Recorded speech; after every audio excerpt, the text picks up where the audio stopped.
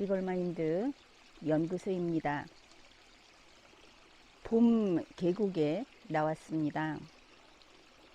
여기를 보면 진달래도 큰 나무 사이로 불긋불긋하게 이렇게 보이고, 계곡에 물도 흐르고, 여기가 민가에서 그렇게 멀리 떨어진 곳은 아니지만 우선 개소리, 자동차 소리가 들리지 않는 정말 자연 속에 들어왔다 하는 느낌이 드는 그런 계곡입니다.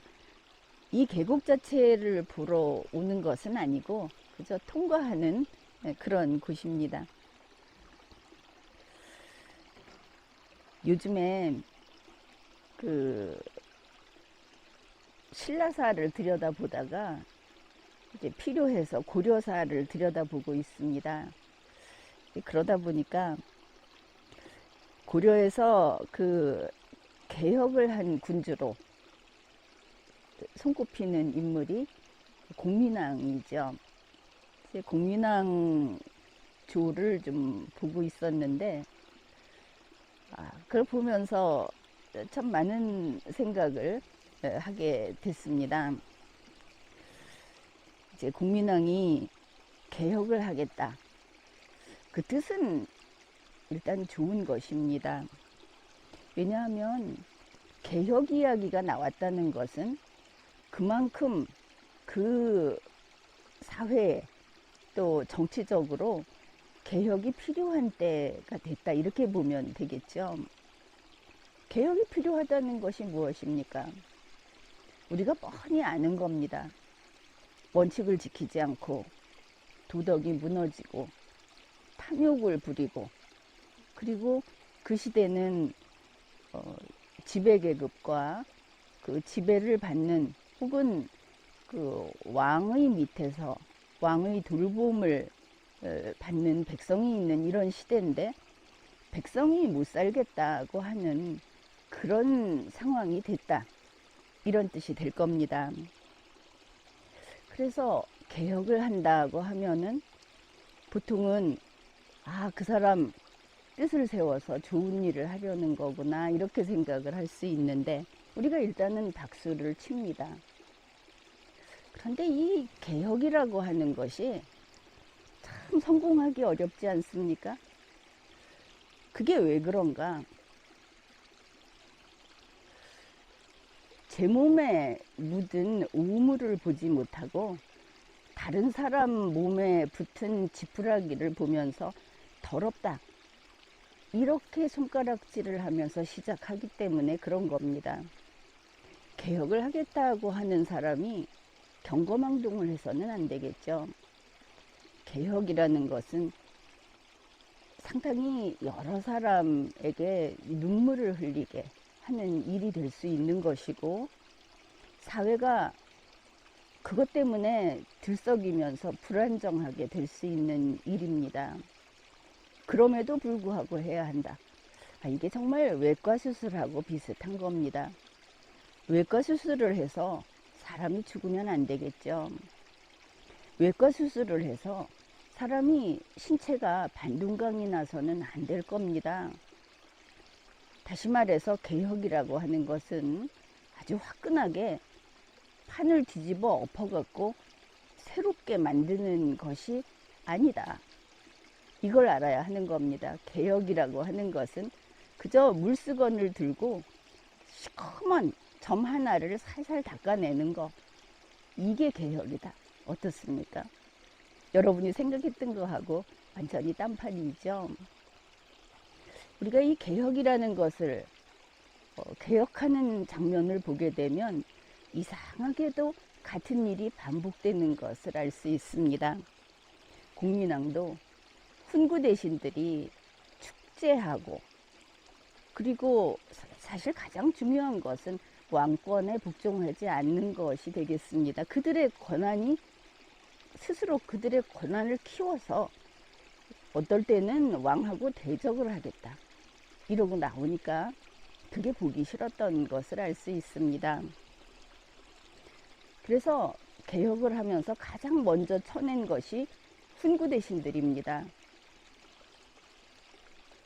권력자들, 집안이 아주 번성한 사람들, 그 시대는 원나라의 속국이었으니까 원나라의 어떤 인맥이나 또 혈연관계를 맺고 있는 사람들, 이런 사람들부터 쳐내는데, 그 쳐내는 그 이유라고 할까? 그것이 어디서 나오느냐? 인간이 못됐다 하는 데서 쳐냅니다. 왕에게 충성하지 않고 욕심을 품었다. 이거야 당연히 쳐낼 수 있는데, 생활이 부도덕하고 문란하다. 백성의 재산을 빼앗았다. 뭐 이런 것들을 가지고 그 당시는 연좌제도 있고 해서 아주 그냥 속 시원하게 훈구 대신들을 도려냅니다. 즉 그 일을 하는데 신돈을 갖다 쓴 것이죠. 이렇게 훈구 대신을 몰아내자 보니까 공민왕 하는 이야기가 그겁니다. 그 옛날부터, 사실은 삼국시대부터 계속 귀족은 귀족이었지 않습니까? 그 사람들은 지저분해서 타락해서 안 되고, 그러면 신진사대부는 어떠냐?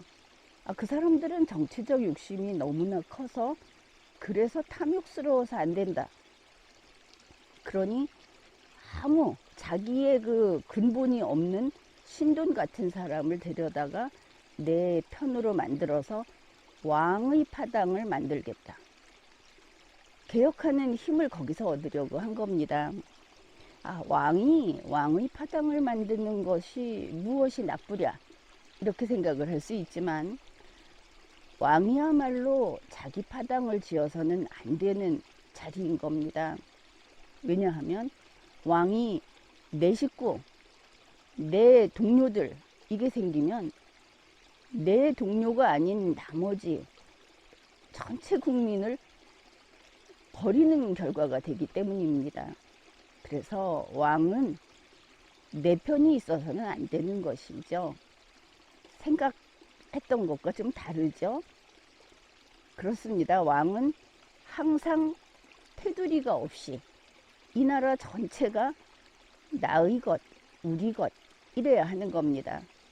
그런데 국민왕은 저 지저분한 것들을 뺀 깨끗한 내 편만 가지고 개혁을 하겠다, 이렇게 시작을 한 겁니다.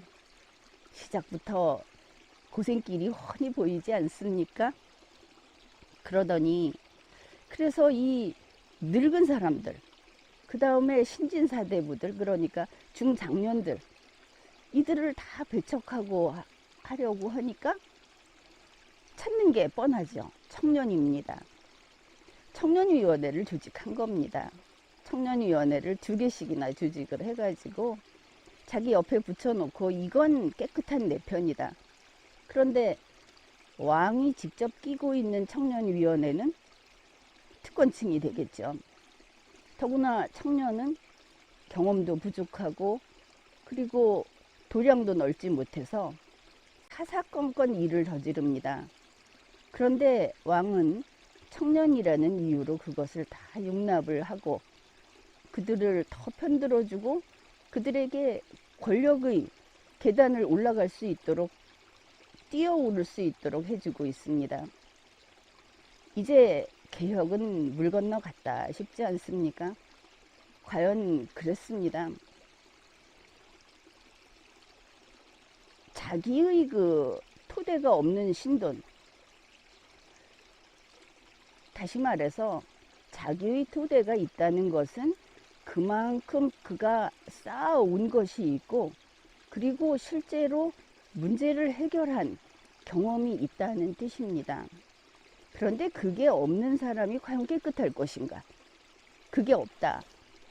다시 말해서 깨끗하다고 할지는 모르겠지만 무능하다, 이렇게 보아야 하겠습니다. 즉 그런 사람, 청년 마찬가지입니다. 욕심이 크지 않고 의지가 굳지 못하고 강하지 않고, 그런데 그들이 할 수 있는 거 아주 순간적인 폭발적인 힘은 낼 수 있지만 한 달간의 힘도 갖지 못한 게 청년이다. 그래서 이 개혁을 할 때 보통은 그렇게 이야기를 합니다.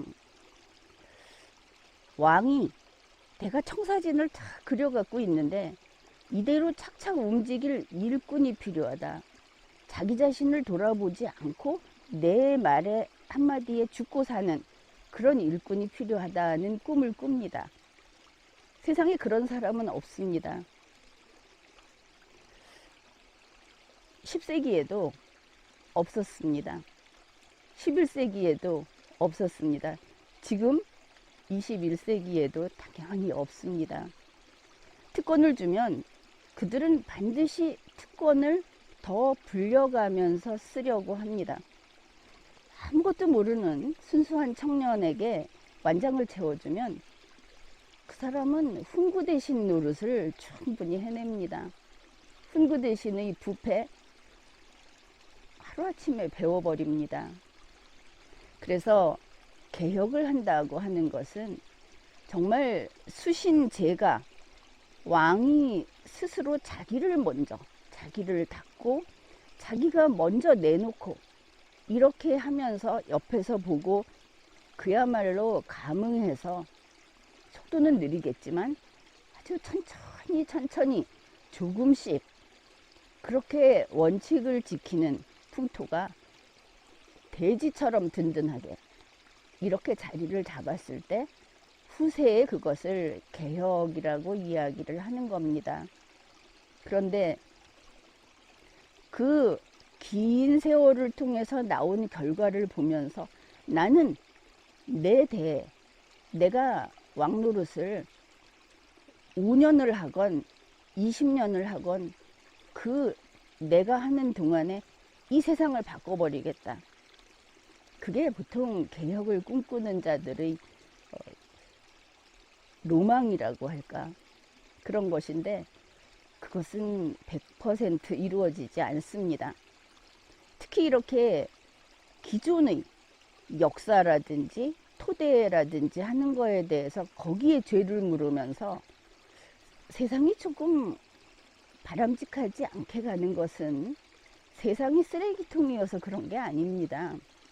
세상은 멀쩡합니다.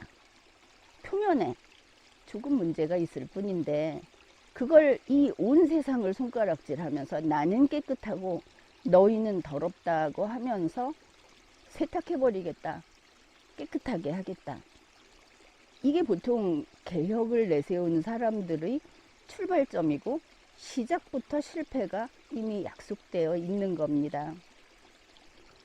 그리고 개혁하겠다는 사람이 보통은 토대를 무시한다면 자기의 토대가 어떻습니까? 그 긴 세월 동안 내려온 토대보다 허약하겠죠.